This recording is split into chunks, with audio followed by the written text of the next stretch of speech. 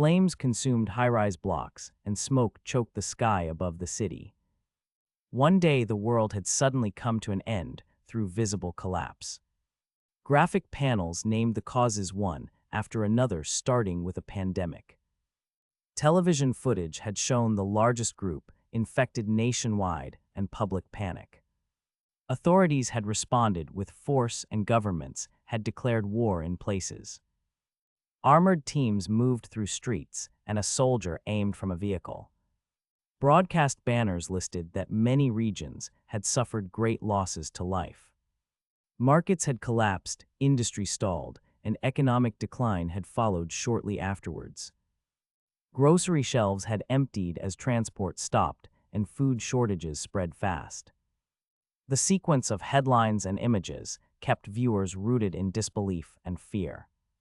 After widespread collapse, ominous omens appeared across the broken city. Crowds had shouted and rioted beneath jagged banners of collapse. Observers later saw that the final nail in humanity's coffin had not been self-inflicted. Instead, many small eyes and toothy mouths multiplied like a spreading contagion. The true attackers resembled game-like characters and monstrous avatars that moved with brutal purpose. Cities burned as those entities swarmed streets and tore through defenses. Survivors gathered at makeshift fires amid ruined buildings, sharing scarce warmth and silence. A few moved onward in small groups, carrying what they could. Armored teams and a soldier had been seen earlier, but the new threat had overwhelmed organized force. The aftermath fell into grim routine, scavenging, watchful nights, and a constant dread of what would come next. Metahumans with visible special abilities appeared across the shattered city and drew frantic attention. Game-like avatars advanced with glowing icons, while onlookers in the crowd watched from broken streets. Observers realized the comic pattern did not fit reality. Those gifts alone were not decisive. Armored teams and a soldier had confronted the invading monsters, but could not stop the spread of jaws and small eyes. Cities and defenses remained damaged and smoldering after the clashes. 3 days later, survivors moved beneath a scarred tower and scavenged among collapsed buildings. They paused at a battered table and ate in silence, quietly agreeing that the world had not completely ended yet. They prepared for more nights of watchful scavenging against threats still prowling nearby. The lone resident drank from a bottle and kept his movements steady to appear normal. He paused and admitted to himself that he was alone in the apartment. He realized he was the only person living in that 100-square-meter unit. He counted family in his mind and noted his mother, father, grandfather, and grandmother were all outside. He read a typed notice that referenced saving the place and tax-related details. Silence followed as he looked out at a scarred tower and the ruined skyline beyond. The notice implied displaced residents and altered financial measures affecting tenants and savings. He moved through small routines, ate, and accepted temporary shelter while the city remained damaged and smoldering. He prepared quietly for more nights of isolation and watchfulness beyond his walls. The lone resident had remained in the apartment since the city collapsed and tenants left. He moved through small routines and kept his movements calm to avoid attention. That night he checked his phone and cursed at a stalled message. He read the notice again and sighed, brooding over lost normalcy. He stood and walked toward the window to clear his head. A sudden piercing scream cut through the near silence and froze him. He turned, heart pounding, and listened for any other sound in the dark. When silence returned, he stepped onto the balcony and scanned the ruined skyline. A single bird wheeled overhead, indifferent to the wreckage below as another scream rose. He swallowed and remained watchful, every noise now a possible threat beyond his walls. The lone resident had returned to his balcony when violence erupted through the window. A mass of teeth and coiling tentacles smashed glass and spilled into the small room. He recoiled and was knocked back onto the floor, then cursed aloud. The creature lunged, its limbs striking his chest and stomach as he tried to cover his face. He screamed and clawed at the intruding appendages while a hard grip closed around his head. Pain flared as fingers sank into hair and tore at his skin. The small room rang with wet noises and his repeated cries. He managed only a fading whisper and a broken exhale while the monster tightened its hold. Light from the ruined skyline gleamed on scattered shards as his vision blurred. After the previous intrusion, system alerts scrolled across a blue interface and warned of enemy access. The room remained torn, and the lone resident sat bloodied and breathing hard. He watched the display confirm subject recovery and list containment and ability parameters. He drew a slow breath and pushed himself up, moving through his sparse apartment, while the interface reiterated that an ability had kept him alive. He said this truth aloud and tested his legs. The apartment was quiet save for distant drips and a repeated rattling at the door. His hands began to tremble as the sound grew nearer. Pain flared and a dry cough escaped him as his vision blurred once more. The lone resident ran barefoot through the building and pushed toward the exit with urgent steps. He looked down from above and saw a single car parked on the empty street below. Frustration broke loose and he cursed aloud, slamming a foot against the floor in anger. A caption declared the third day and cut to his cluttered apartment interior with scattered objects. He moved through the room and confronted his situation out loud, crediting the ability that had protected him. He acknowledged that the ability had preserved his life, while simultaneously leaving him confined inside the house. His breathing was uneven as he measured survival against solitude. Silence returned to the apartment as he stood waiting, boxed in without a clear way out. The lone resident sat alone in the dark and faced a small glowing terminal. The terminal projected a stark caption: "The ultimate shut-in could not leave the house." He swore and pressed his palms to his face, admitting he could not act.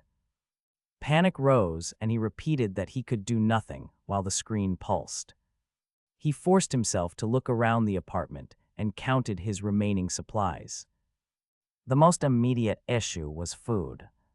Cans and packaged snacks offered limited sustenance over a few days. He opened the fridge and found it cold and empty of power. A caption confirmed the refrigerator's electricity had been cut off since yesterday. The loss narrowed his options and sharpened his fear. He measured survival against enforced solitude and tried to plan without leaving the apartment. He rationed side dishes from his refrigerator but knew they would not last long. He checked his phone and counted the remaining instant ramen packets left in the cupboard. He pressed his palms to his face and admitted he had few options left. The apartment stayed quiet except for a faint device hum and his shallow breathing. A sudden blue notification panel flashed on the screen and drew his attention. It announced he had hunted an entity and granted him experience points. A follow-up panel then confirmed that one of his skill levels had increased. He frowned at the unexpected reward and tried to measure what it could mean. The progress did not solve his immediate food shortage, but offered a strange light. Curiosity and hunger pulled him to the balcony, where he searched the street beyond. He weighed risk and possibility and wondered if this system would shape his survival. He had rationed side dishes and counted instant ramen in his cupboard earlier. He pressed his palms to his face and felt his options narrowing. The apartment remained quiet except for a faint device hum and his shallow breathing as he moved to the balcony to scan the street.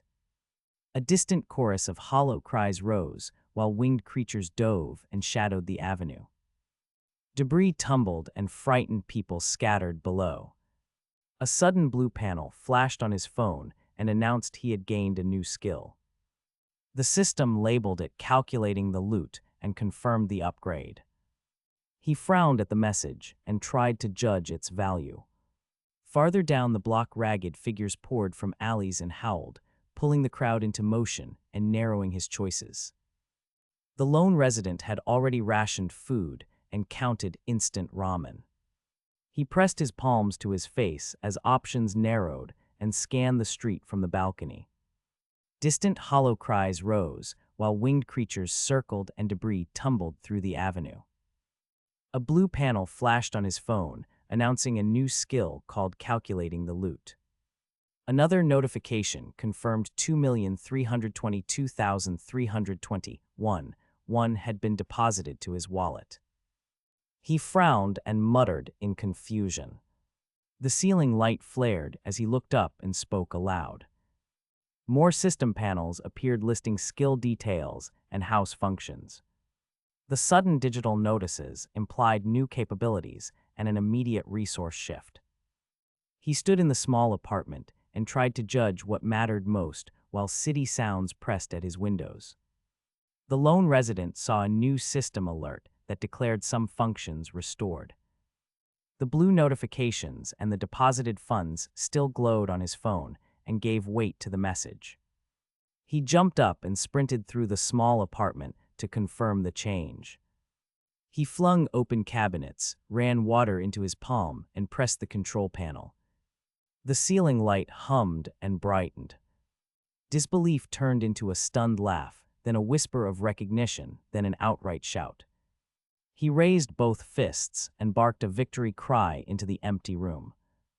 The sudden restoration had shifted his priorities from rationing to testing and celebration.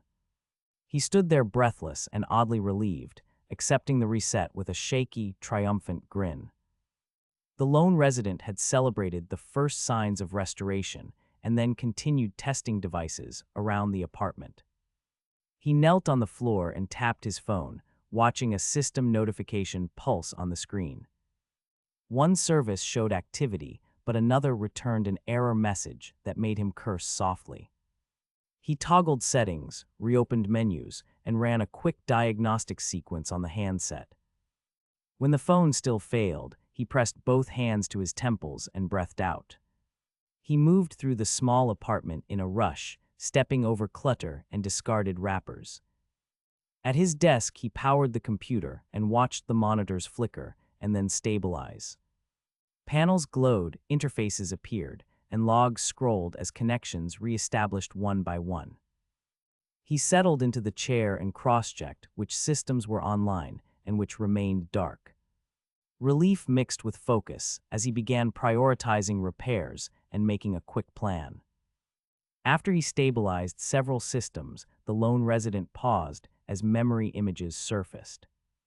A mother cradled a newborn, and a small child skipped toward a door with a yellow backpack. Warmth and laughter filled brief domestic scenes. A family posed together and gathered around a birthday cake. The images flashed through his mind while he held the phone tightly. He sat at his desk and stared at the dim monitors, the room quiet around him. An ellipsis filled a speech bubble as he tried to gather thought. He exhaled slowly and felt the tightness leave his chest into steady resolve. His eyes hardened as a private vow formed in the dim computer light. He decided then to bring his family here, no matter what it took. After stabilizing the systems, the lone resident watched fragmented family memories surface briefly. Warm domestic images had passed through his mind and tightened his resolve. He sat at his desk, breathed out, and formed a private vow. He stood and walked to the balcony to test his conviction aloud. He murmured 2 words with a steady voice and whispered, "I must." A holographic system menu materialized on his console, showing a store interface. The display labeled Ultimate Sutin and indicated store level and listing permissions. He scanned the options, found a prompt asking if he would list his first item. The lone resident hesitated, then resolved to use the store toward his family's arrival. He selected the listing option and prepared the first entry with careful intent. The holographic store interface glowed on his console with the title Ultimate Sutin. He read the store level and the listing permissions slowly. A system panel opened that displayed his wallet amount and the available money. A bright prompt asked if he would list his first item now. He reached out and tapped the option while thinking about the store. The screen then showed a detailed wallet entry and the exact sum he owned. He considered that the displayed funds seemed tied to the Shiv Div wallet. He stood on the balcony and measured his resolve against the prompt. He hesitated, then prepared to commit the listing for his family's arrival. The lone resident stepped onto his balcony and examined the holographic store panel with a frown. The system had declared the ultimate suitin could not leave the rooms in plain text. He worried the listing had failed despite his recent small skill increase and funds. He sighed and scanned the skyline where distant silhouettes moved across the rooftops tonight. Several monsters clustered on the opposite rooftop and scraped the concrete with claws and waited. The sight tightened his chest and forced him to measure his resolve and options. Then the interface chimed with another confirmation, and a level-up notification blinked across his display. The increase was modest but real, and it suggested new incremental possibilities for escape. He steadied himself and resolved to use each small gain while waiting for his family's arrival. The lone resident stepped back onto his balcony and studied the holographic store interface again. The system still barred the ultimate suit from leaving rooms despite his new level increase. He frowned and weighed the listing against his new stats and limited funds.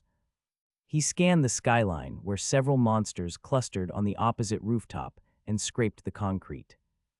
The sight narrowed his options and forced him to decide between caution and action. He judged it unlikely the old rescue situation would repeat exactly the same way. Still, he considered which creatures his current strength might handle. He watched a scavenger bird wheel over the street and a distant rooftop scuffle. He reached for a cylindrical item on the railing and steeled himself to test one small advantage before his family arrived. The lone resident stepped onto the balcony and tested a small cylindrical device over the railing. He flung it hard and watched its arc vanish into the street below. When the device landed outside, he grinned and said aloud that it worked. He confirmed he could throw items beyond his apartment and considered immediate uses. He scanned the rooftop skyline and measured risk before testing a heavier object. He picked up a dumbbell-sized weight and braced himself with a steady smile. He lifted and readied the throw while a metallic creak echoed from the floorboards. He intended to test its range now and discover practical advantages quickly. He tightened his grip and steeled himself to hurl the heavier item forward. The lone resident had proven he could toss items beyond his balcony's rail earlier. He braced with a dumbbell and prepared to test a heavier throw with care. A metallic creak echoed underfoot as nearby rooftops filled with frantic motion. High-pitched screeches cut the air and revealed pale figures on the neighboring roof. They clustered along the edge and bared glowing jaws at the empty street below. Panic rose inside him, and he shouted a raw plea that others would not abandon him. He steeled his grip and drew his arm back with measured force to throw. The dumbbell arced low through wind and vanished into the mass of screeching figures. He exhaled slowly and watched the chaos unfold with a strained hope. The lone resident had steadied himself and launched the dumbbell from his apartment balcony. The iron weight drove through the wind and struck the cluster of pale figures. Several monsters pitched forward and tumbled headlong from the rooftop into the street below. Limbs and torn clothing spun as bodies met concrete with heavy wet thuds and splashes. Dark blood spattered across cars, asphalt, and scattered debris along the avenue. Some monsters recovered quickly and snarled, turning their glowing jaws toward the balcony and sky. Screeches persisted from the mass, while panic swelled within the lone resident's chest. He watched helplessly as the remaining creatures advanced and realized his throw had failed. His face drained and a stunned whisper escaped. He thought bluntly that he was screwed. After his earlier throw, the lone resident remained on the balcony, gripping his last dumbbell. He thought he had nothing else in the apartment that could stop them. He told himself he was not strong enough to hurl a television or computer. Below, a chorus of screams rose across the street and into the courtyard. Monsters screamed and surged upward along buildings and scaffolding toward his level. Close panels revealed snarling faces with wide mouths and glinting teeth. He watched them bare their jaws and heard wet guttural sounds. Panic rose inside him, but he steadied his arms and gripped the weight. He realized his throw might fail to stop the approaching horde. He braced for impact and prepared to strike as they reached the balcony. After an earlier throw, the lone resident stayed on the balcony, holding his last dumbbell. He believed nothing else inside the apartment could stop the creatures. Below, a chorus of screams rose from the street and courtyard. Monsters surged up building facades, snarling and baring wet teeth. He steadied his arms and braced for impact as they reached his railing.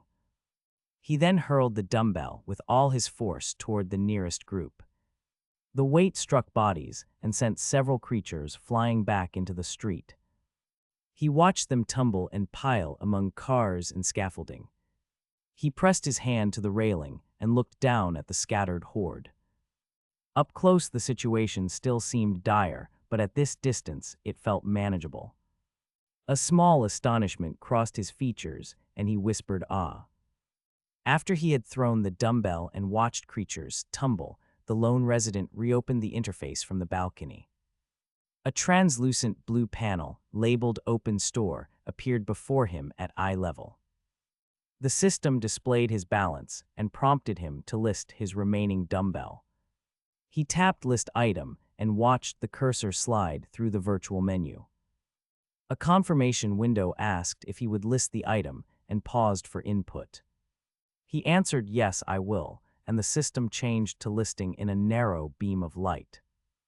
He gripped the weight with both hands and felt its familiar balance. Below, the street noise continued, but at the railing his focus narrowed as the listing began. The lone resident watched the item card populate in the translucent listing window. The panel labeled Ultimate Shutins Store showed a compact suppressor and price details. He read the description and compared the cost silently to his memory of online purchases. It was the same price he recalled paying before the world ended. A narrow confirmation box asked him to finalize the listing, and he tapped yes. The system shifted to listing, and a progress bar pulsed with a steady blue glow. A short ding sounded, and a small window confirmed the sale and processing fee. He let out a quiet yes and leaned against the railing to watch the street. The listing had closed and the interface dimmed while city noise rose through the air. After the system confirmed the sale, he leaned against the railing and watched the street below. He exhaled and tested the device instinctively. The lone resident pumped his fist and shouted that it worked, a small victorious grin on his face. He looked the item over and remarked that it had some weight to it. He moved to the balcony edge and prepared to drop the parcel. The panel shifted to the building exterior and the clear sky above. He released the object, and it fell in a long blurred streak down the facade. He kept his eyes on the dropping shape until it vanished from sight and the city noise swelled back around him. A thin projectile fell from above and struck a goblin square on the head. Blood erupted and the creature collapsed beneath a vertical impact line and sound effect. Nearby monsters recoiled and snarled as bodies shifted. Digital chimes rang and system notifications listed the goblin kill, experience gained, and funds deposited into the resident's wallet. The lone resident peered down from his balcony, raised the device, and shouted in triumph. He read the confirmation, smiled, and pumped his fist toward the sky. Below, wounded goblins writhed and clawed at their injuries, while pain and confusion echoed through the alley. The resident lingered a moment, pocketed the device, and turned away as the city noise swelled and the creatures continued to groan. A slender projectile fell from the sky and struck a goblin's skull squarely. Blood erupted and the creature collapsed beneath a vertical slash and impact sound. Nearby monsters recoiled and snarled as wounded bodies writhed across the alley. The lone resident watched from his balcony and cursed under his breath quietly. He checked his device as a system chime confirmed the recent purchase and deposit. The notification displayed 3 sets of classic non-slip dumbbells and a deducted balance. He stepped to the railing, opened the balcony gate, and gripped a heavy object. He swung his arm and released the weight outward over the street below. The black mass plunged with a loud rush and vanished from view. City noise rose while wounded monsters groaned and confusion spread through the alley. The thrown weight smashed into a goblin's head and sent crimson spray across the alley. The creature slumped and other monsters recoiled, snarling while wounded bodies writhed. A system chime rang, and a notification announced the goblin hunt and reward deposit. The interface credited currency and noted the player's skill advancement and new perk. A second alert declared a storage slot unlocked and described its dimensions and purpose. From his balcony, the lone resident laughed and punched his palm, saying "nice" aloud. He read the storage blurb, then lifted the weight and ordered the interface to open. The system acknowledged, and the storage interface slid into view on his screen. He grinned and prepared to transfer items into the new slot as sirens wailed below. The system prompted him to confirm adding the heavy relic to the new storage slot. He answered affirmatively and grinned as he hauled the weight onto the balcony railing. The interface updated with slot details and then offered an option to summon stored items. He selected yes again and watched the digital module accept the transfer with a soft chime. Relief and glee spread across his face as he realized he could summon items anywhere. He tested the feature mentally and imagined retrieving the weight from distant locations instantly. Below the city, the sirens continued, but his small triumph cut through that noise. He laughed aloud and called the feature sweet while already planning how to use it. He stood on the balcony with a grin and decided to test the feature again. He spoke the command, and the storage interface responded with a soft light. A rectangular module materialized and hovered above the railing while the building hummed. He extended his hand toward the blue glow and felt a pull across his palm. The digital module synchronized with his intent and condensed matter into a floating form. He kept his expression steady as the summoned object drifted closer and settled within reach. Passers-by far below were unaffected by the small spectacle. He considered the risks and potential uses, then tightened his grip around the item. The system remained active and ready for his next command. Lone Resident triggered another command, and the system responded with a steady pale glow. Hexagonal masses assembled inside the module and detached as heavy dumbbell forms. Each weight rocketed outward on a guided vector and streaked through the air. They accelerated toward the ground in tight intervals and struck with brutal force. Falling blocks impacted near a cluster of monsters and shattered concrete beneath them. Dust billowed, creatures were thrown off balance, and several lay stunned on pavement. Bystanders scattered, while a few barriers absorbed stray impacts and redirected fragments. Lone Resident tilted his hand to narrow the spread and reduce collateral risk. The system executed each replication precisely until he chose to end the sequence. When the rain ceased, the site remained littered with broken stone and inert targets. He surveyed damage and calculated next steps while the interface waited for input. After the replication sequence ended, rubble and stunned monsters remained across the plaza. A goblin lunged with glowing eyes and yellow teeth bared at the viewer. The creature toppled as the system flagged the strike and stacked result notifications along the edge of vision. Blue frames confirmed 2 goblin kills and a large amount of experience. Another frame showed 54,601 deposited into the Ultimate Shop wallet. The interface then asked whether he wished to list additional items. Notifications fell in quick succession and offered clear options. Lone resident registered the gains and the deposit at once. He felt relief at the funds and a sharp push of momentum. When the system asked about listing items, he answered with a bright yes. His grin was wide and his eyes shone as the interface awaited input. Notifications continued to stack across the corner of his vision as the interface listed results. The system confirmed experience, kill counts, and a monetary deposit from the recent replication. Lone resident stood in his small living room and mouthed the wallet balance, then blinked in surprise. He replayed his actions and recalled using the dumbbell to fell the goblin, but the deposit still felt unclear. The interface asked again about listing additional items and awaited input. Relief arrived with the funds, but uncertainty followed quickly. Practical concerns surfaced as he ran through unpaid electric, gas, and water bills in his head. He blamed the old refrigerator for stray costs and inspected the kitchen with a frown. He weighed momentum and caution, then prepared to list items for sale once more. The system's notifications still crowded the corner of his vision as he stood. He swore at the goblins and remembered how he had used a dumbbell. He dropped it from the stairwell and smashed several small creatures beneath. The remaining goblins ran and abandoned their old rooms downstairs. He leaned over the railing and inspected a broken jaw and torn skin. He searched the ground and pockets for coins or salvage with careful hands. There was nothing of value among gore and shattered bone to pay bills.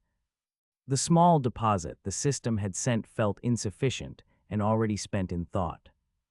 He muttered that not a single useful item remained and cursed his luck. He set his jaw and decided to seek another method to earn what he needed. The system's notifications still crowded his vision as he stood and thought about earnings. He had fought goblins in the stairwell, smashed several beneath a dumbbell, and turned up no salvage of value. He cursed his luck and resolved to find another way to earn what he needed. He stepped onto the balcony and shaded his eyes against the bright sky. He scanned the horizon and tracked small flying scavengers before his gaze fixed on a larger shape. The creature swooped close with wide jaws and bristling teeth. He recognized it as a calican and cried out in sudden relief. Hope rose in him at the sight, and he felt for a moment that fate might still offer him a path forward. The system notifications still crowded his vision as he weighed ways to earn money. He recalled fighting goblins in the stairwell and finding no usable salvage. Frustration pushed him onto the balcony to scan the skyline again. He shaded his eyes and tracked small scavengers until a larger shape moved in. The creature dove close and exposed bristling teeth and a wide maw. He recognized the animal as a calican and felt a sudden rush of hope. He climbed onto the railing and steadied a pole fitted with a snare. He swung the snare upward as the calican came in fast. The calican snapped its jaws, and the panels showed rows of teeth and saliva. Its eye flared with reflected light, and it answered with a high keening scream. Before he finished the motion, the calican lunged, seized him, and began dragging him from the balcony. System notifications still crowded his vision as the calican lunged for him. The snare he had cast tightened across the predator's jaws and sparked blue light. The calican screamed and thrashed, saliva and teeth flashing in the air. The anchor held, and the beast was forced backward off the balcony. He fell back onto the floor and pushed himself upright, breath sharp. Relief flashed across his face, then a greedy grin replaced his fear. He muttered that victory should net salvage and experience, and vowed to finish it. He gripped his pole and approached cautiously, eyes fixed on the wounded Calican. The balcony rails vibrated as the wounded beast slammed against them again. He believed killing the Calican would definitely guarantee him a level-up reward. System notifications still crowded his vision as the Calican thrashed against the snare. The predator slammed the balcony rails and forced lone resident backward onto the floor. He pushed himself upright and gripped his pole with shaking hands. Relief flashed and then hardened into a greedy grin as he promised salvage and experience. He inched forward, eyes fixed on the wounded jaws and the vibrating rail. The Calican reared and lunged with a screaming, teeth bared. Impact slammed into him and knocked wind from his lungs. He cried out, clutched his side, and tried to steady himself. Dizziness blurred his sight, and he stared to find what struck him. Before he could react, another shape leaped down from the sky, jaws open. It hit with a feral force and threw the scene into chaos. System notifications still crowded lone resident's vision as the Calican thrashed against the snare. The predator slammed the balcony rail and shoved him onto the floor. He pushed himself upright and gripped his pole with shaking hands. Relief had flashed and hardened into a greedy grin as he promised salvage and experience. Another shape dove down and hit with feral force, turning the scene violent. The Calican lunged again, and its blows struck a glowing hex barrier that flared on impact. Each collision produced digital readouts and battle notices layered over his sight. The barrier absorbed the strikes and shuttered the rail. He tasted copper and steadied himself. He forced a tight smile despite the pain and tested the air with a question. It's not actually going to break through, right? System notifications still crowded lone resident's vision as he slammed against the window and opened the universal store. The blue interface populated with rules and costs and confirmed loot calculations required a corpse present. He read quickly and recalled his goblin hunts and their many failed runs. Outside, he had seen survivors strip the dead and carry away usable parts while others left bodies behind. His wounds throbbed and copper filled his mouth as digital readouts layered over his sight. Calculation rules made it clear he could not rely on chance or mercy. He tightened his grip on the pole, swallowed pain, and promised he would stop corpses being taken. He resolved immediate action to change outcomes and secure salvage for future runs. Lone residents searched the Universal Store for a way to kill the creature in one shot. The system overlaid item listings and prices while reiterating purchase rules and confirmations. He scrolled until he saw 10 bottles of canola oil available for purchase and felt a sharp lift in hope. He tapped purchase, confirmed payment, and accepted the transaction on the prompt. A blue aperture dropped the bottles onto his floor with loud clatters. He scooped the bottles up and hugged them to his chest, breathing hard. He remembered that salvage rules still demanded a corpse, but the oil gave him a concrete option. He moved to prepare a trap, holding pain in his jaw and focus in his hands. After bracing himself, the lone resident set a pot on the burner and lit the stove. He measured canola oil into a cup and steadied his hand above the warming pan. He tapped controls and adjusted the heat while his jaw ached from earlier pain. He poured the measured oil into the pot. The stream met metal with a soft hiss. He opened the Universal Store interface and watched the system prompt an item listing. When asked to confirm, he selected yes without hesitation. He poured a portion of the hot oil onto the blue listing pad to register the item. The system then issued a bright notification that boiling hot canola oil had been listed, and he kept his movements deliberate and steady. After listing the hot oil and confirming the sale, the lone resident prepared a torch for defense. He wrapped a rag and soaked it, then reached for a lighter. The flame took quickly and crept along the rag until the pole burned bright. He controlled the fire with steady hands and moved outward toward the balcony railing. Heat and shadow played across his face as the room fell quiet. Far above, a massive calican descended, wings cutting the air and eyes fixed on the building. The lone resident braced himself and raised the torch into the bird's path. He kept the flame steady as the predator closed in and the night filled with the smell of burning oil. After preparing the torch, the lone resident stepped onto the balcony and held the burning pole outward. He shouted a command and summoned canola oil to the railing, where a ribbon of liquid coalesced into winged attackers. The largest calican dove with jaws open toward the light and scattered spray. The lone resident swung the torch into the oil and ignited the falling stream and the creature's body. Flames spread along the railing and spat down the building face. Smaller goblin-like attackers reeled and circled as the main predator burned and faltered. He kept his stance and screamed for the flames to consume them. Heat and light filled the balcony while burning oil streamed downward, and his desperate roar broke the night. Flames from the torch caught the largest calican and its wings in moments. The creature screamed and thrashed as fire crawled across its charred body. Smaller goblin attackers recoiled and were consumed by the spreading blaze immediately. Burning oil streamed down the railing and spat along the building face. Heat and light filled the balcony while ash and sparks fell past him. The lone resident kept his stance and watched the beasts falter and burn. He shouted that it worked and felt relief wash through him. His voice echoed down the street beneath the roaring fire and falling embers. Flames reduced the attackers to smoking silhouettes that tumbled away from the rail. He smiled with a ragged laugh and stepped back from the scorched railing.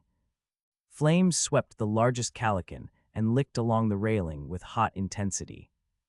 The creature screamed and thrashed as fire ate into its wings and flesh.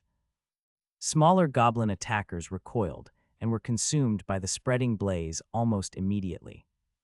Burning oil streamed down the building face and spat embers across the street. The lone resident held his ground on the balcony and watched the beasts falter.